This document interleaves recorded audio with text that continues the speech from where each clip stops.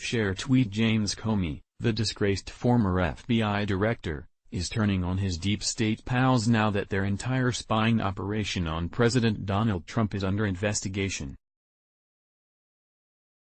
Comey turned on former CIA Director John Brennan by allegedly leaking classified electronic communications showing it was Brennan who insisted pushing the bogus dossier to frame Trump. Well, the president just dropped a bombshell that will destroy them both. You'll love this. By now, most Americans are aware that the tables have turned on the deep state rats who were behind the alleged coup attempt to unseat President Donald Trump. That coup attempt was called Crossfire Hurricane, the name of the bogus counterintelligence operation that is now under investigation by Attorney General Bill Barr, who just appointed a tough, no-nonsense U.S. attorney to lead up that investigation. U.S. Attorney John H.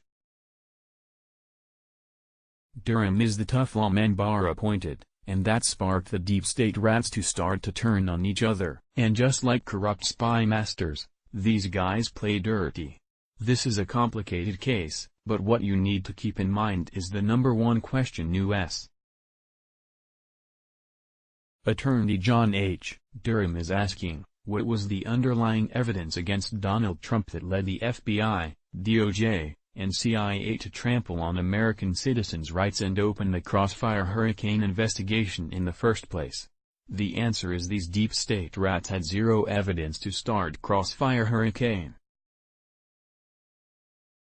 Instead, Comey and Brennan used manufactured evidence, the dossier, as their bogus reason to begin a counterintel investigation into Donald Trump, his campaign, and later his presidency. Now, they know it's all about to come out, and heads are going to roll. So, Comey fires the first shot in an attempt to distance himself from the dossier. It appears Comey leaked classified electronic communications to Fox News to frame Brennan, and that caused all the deep state rats to turn on each other. The fiasco was kicked into high gear after Fox News cited sources familiar with the records pointing to an email chain from late 2016 showing Comey allegedly telling FBI employees that it was Brennan who insisted that the anti-Trump dossier be included in a January 6, 2017, U.S. intelligence community report, known as the ICA, Assessing Russian Interference Efforts, Breitbart reports.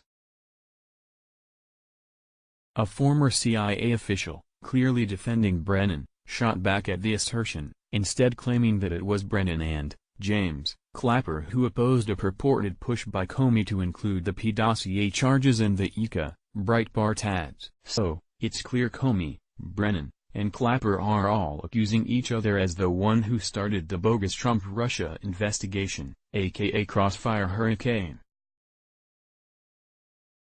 The deep state rats are falling apart. The dossier was also cited as the sole evidence in 3 successful FISA applications signed by Comey to obtain warrants to spy on Trump campaign advisor Carter Page.